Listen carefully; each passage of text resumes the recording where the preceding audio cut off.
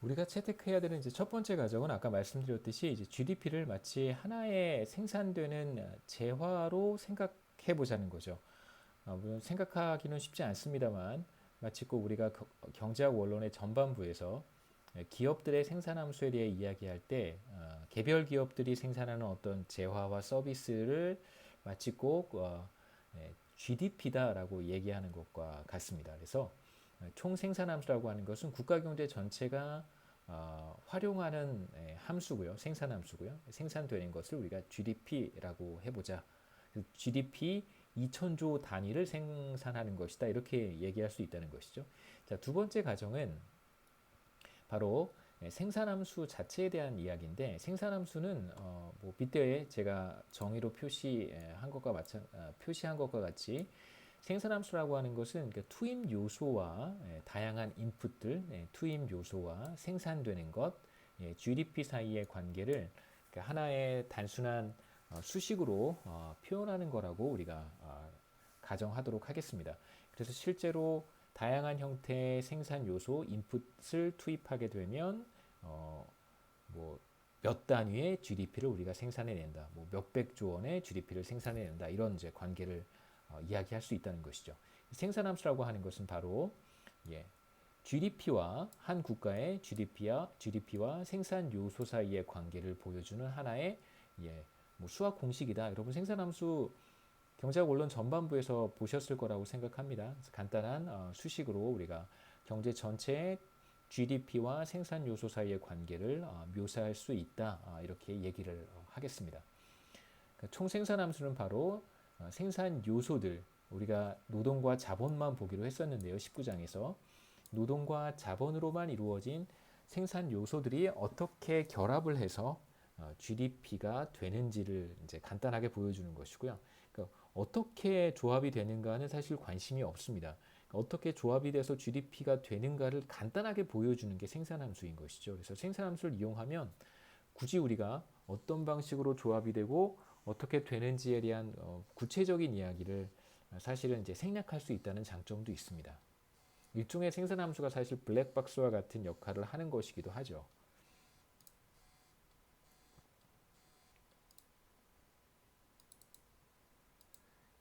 첫 번째 생산 요소가 레이버인데요. 우리가 앞서 이제 경제 전체에서 생산된 것은 노동 서비스를 제공한 사람들한테 일부 몫을 제공을 하고 그 다음에 자본 서비스를 제공한 사람들한테 또 일부 몫을 돌려준다 이런 얘기를 했었습니다. 그래서 첫 번째 우리가 생각해 볼 생산 요소는 노동이고요.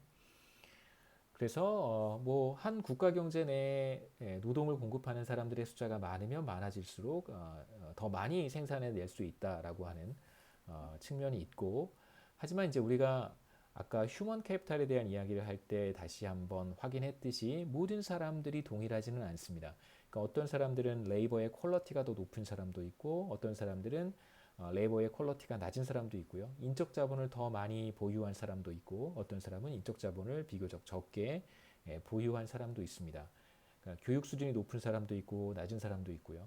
그 다음에 숙련 정도가 스킬이나 익스피리언스가 높은 사람이 있고 혹은 그렇지 않은 사람들이 있습니다.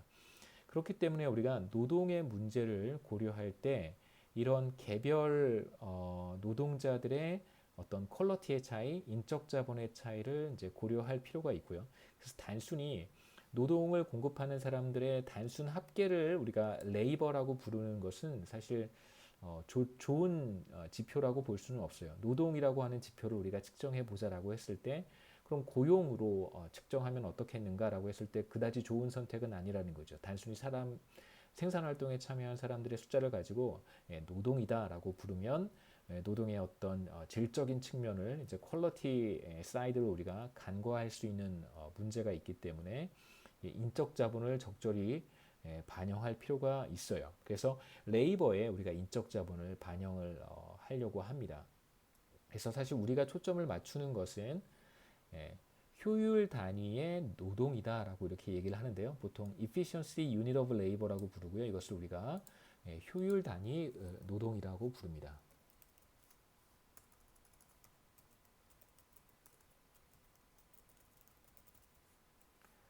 그래서 뭐 총 효율 단위 노동 굳이 이렇게까지 해석할 필요는 없고요. 단순히 그냥 효율 단위 노동. 그러니까 여기 효율 단위로 노동을 표현했다는 것은 무슨 뜻이냐면 단순히 사람의 숫자 혹은 뭐 단순히 노동을 투입한 시간의 단위로만 네이버를 측정하는 것이 아니라 물론 여기 우리가 시간은 사실 보지는 않아요. 시간까지 봐야 됩니다만 시간까지는 보진 않지만 적어도 우리가 여기서 보려고 하는 것은 인적 자본 수준의 차이는 반영해야 된다라는 것이죠. 그래서 우리가 효율 단위 노동을 어떻게 정의하려고 하냐면 이것 뭐 모든 형태의 효율 단위 노동을 지금 우리가 보는 것과 같이 정의하지는 않습니다. 우리는 이 컨텍스트에서 우리 경제학 원론 20장에서는 효율 단위의 노동을 이렇게 정의하자라고 그러니까 우리끼리의 약속이고요. 효율 단위 노동은 이것을 정의하는 사람에 따라서 조금씩 다르게 사용할 수 있기 때문에 효율 단위 노동이 반드시 이것이다라고 정의하는 것은 아닙니다. 우리는 이렇게 사용하겠다라고 이제 우리끼리 약속하는 거니까요. 오해가 있으면 안 됩니다. 자, 우리가 보려고 하는 효율 단위의 노동이라고 하는 것은 무엇이냐면 노동을 투입한 총 근로자들, 총 노동자들의 숫자에다가 평균 인적 자본 수준을 곱한 것입니다. 그러니까 다시 말하면 모든 사람들이 동일한 수준의 자, 한번 보시죠. H라고 하는 인적 자본 수준을 가지고 있다. 모든 사람들이 그 첫 번째 사람도 H만큼 H가 뭐 1일 수도 있고요. H가 10일 수도 있고요. 뭐 다양합니다. 두 번째 사람도 H만큼의 인적 자본을 가지고 있고 세 번째 사람도 H만큼 그래서 쭉 노동자들을 이렇게 모아놨을 때 모두 H만큼의 인적 자본 수준을 가지고 있습니다. 그럼 이걸 다 합치면 다 똑같은 인적 자본 수준을 가지고 있으니까 H 곱하기 사람 숫자 L 하면 이게 바로 우리가 사용하려고 하는 효율 단위 노동이라고 하는 것이죠. 그러니까 사실 엄밀히 얘기하면 사람들마다 인적 자본 수준이 다르기 때문에 서메이션 같은 걸 해야 되겠죠. 첫 번째 사람의 인적 자본 수준을 H1, 두 번째 사람의 인적 자본 수준을 H2, 세 번째 사람 H3 한 다음에 이걸 다 사실 더해야 되잖아요. 이렇게.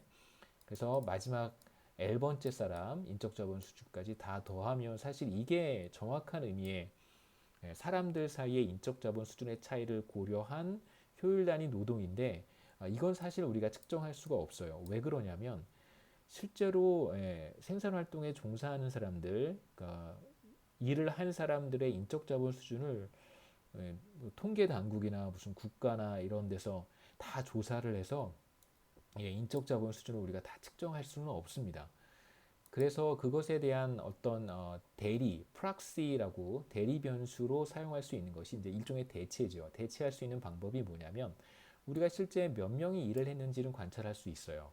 그리고 평균적으로 우리나라 국민의 평균적인 어떤 레이버의 퀄리티 혹은 교육 수준, 우리가 가지고 있는 평균적인 숙련 정도, 스킬 레벨 이런 것들은 측정할 수 있단 말이에요. 그래서 그걸 단순히 곱해주는 것입니다. 마치 모든 사람들이 H만큼을 가지고 있는 것처럼. 그래서 이 경우에는 우리가 이런 지표를 사용할 때 언제 이런 식으로 이런 지표를 사용하냐면 국가 간의 어떤 레이버 퀄리티의 차이를 비교하고 싶을 때 이 방법을 사용할 수 있겠죠. 국가마다 우리가 L을 측정할 수 있고 국가마다 H를 측정할 수 있어요. 그럼 이게 한 국가의 효율 단위 노동이 될 테니까 한 국가의 효율 단위 노동과 또 다른 국가의 효율 단위 노동을 비교할 때는 이런 방식을 사용하는 것이 좋습니다. 그 다음에 이제 한 국가 내에서도 시간의 변화에 따라서 H가 달라질 수 있잖아요. 20년 전, 30년 전에 한국에서의 평균 교육 수준과 지금의 평균 교육 수준은 좀 차이가 있습니다. 그럴 때 효율 단위 노동이 얼마나 달라졌는가. 그래서 효율 단위 노동의 차이에 의해서 생산성 차이는 얼마나 나타났는지 혹은 소득 격차는 얼마나 나타났는지 이런 얘기들을 할 수 있을 거라는 거죠. 자, 그래서 우리가 효율 단위 노동은 자, 이렇게 정의하겠습니다. 우리는 반드시 효율 단위 노동에 항상 이렇게 효율 단위 노동을 사용하는 것은 아닙니다. 일반적인 방법은 맞는데요. 그러니까 투입한 사람들 곱하기 이 사람들의 평균적인 퀄리티를 곱하는 방식이 이제 효율 단위 노동을 계산하는 방식인데 뭐 이게 항상 이렇게 쓰는 건 절대 아닙니다.